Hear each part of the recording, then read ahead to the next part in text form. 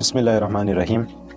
ذوالحجہ کے 10 دنوں سے فائدہ اٹھائے اور آج یکم ذوالحجہ ہے تو اس سے بھرپور فائدہ اٹھائے، اور قرآن مجید میں اس کا ذکر آیا ہے۔ مفسرین ان 10 دنوں کی طرف اشارہ دیتے ہیں۔ اعوذ باللہ من الشیطان الرجیم، بسم اللہ الرحمن الرحیم۔ والفجر، قسم ہے فجر کی، ولیال عشر، اور اس 10 راتوں کی۔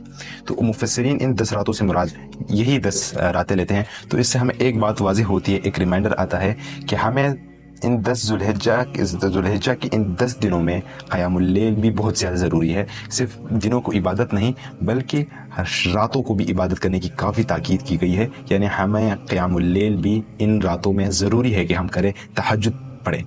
اس کے علاوہ حدیث میں آتا ہے کہ اللہ تعالیٰ کے نزدیک یہ 10 دن میں عبادت کرنا اور دنوں کی مناسبت پر سب سے زیادہ محبوب ہے، یعنی اگر ہم بیلنس کریں ان دنوں کو اور دنوں کے ساتھ تو یہ زیادہ عمل میں اور زیادہ اللہ تعالیٰ کو نزدیک ہے۔ تو ہم سے جتنا ہو سکے ہم ان دنوں میں نیک اعمال کریں، اور جتنا ہو سکے ہم گڈ ڈیڈز کی طرف جائیں۔ اور جس طرح رمضان کے آخری عشرے میں، یعنی آخری 10 دن میں ہم عبادت کا اہتمام کرتے ہیں، اسی طرح ہمیں ان 10 دنوں میں کرنا چاہیے۔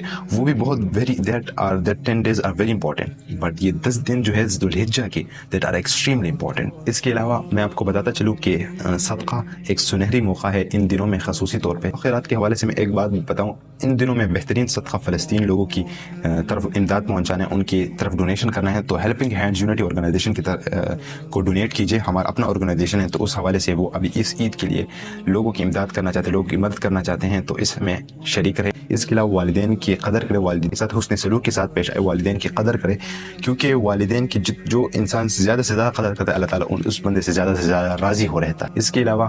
اس کے علاوہ تکبیرات تشریق، یعنی اللہ اکبر لا الہ الا اللہ واللہ اکبر وللہ الحمد، 9 ذوالحجہ کے فجر سے لے کر 13 ذوالحجہ کے عصر تک ہر نماز کے بعد بلند آواز سے اس کا ورد کرنا یہ سنت عمل ہے، تو جتنا ہو سکے اس کا ورد کیجیے گا۔ اس کے علاوہ 9 ذوالحجہ کو عرفہ کا دن ہے، تو یہ ایک ایسا دن ہے جس کے بارے میں حدیث میں آتا ہے کہ جو بندہ اس دن روزہ رکھتا ہے تو اللہ تعالیٰ اس کے 2 سالوں کے گناہ معاف فرما دیتا ہے، ایک گزشتہ سال اور ایک آئندہ سال، یعنی ایک پریویس ایئر اور ایک آنے والا ایئر۔ تو ایک بہترین دن ہے یہ، اس سے بھرپور فائدہ اٹھائے۔ اس کے علاوہ جتنا ہو سکے دعا کیجیے گا، کیونکہ دعا قبول ہونے کی بہت زیادہ چانسز ہیں۔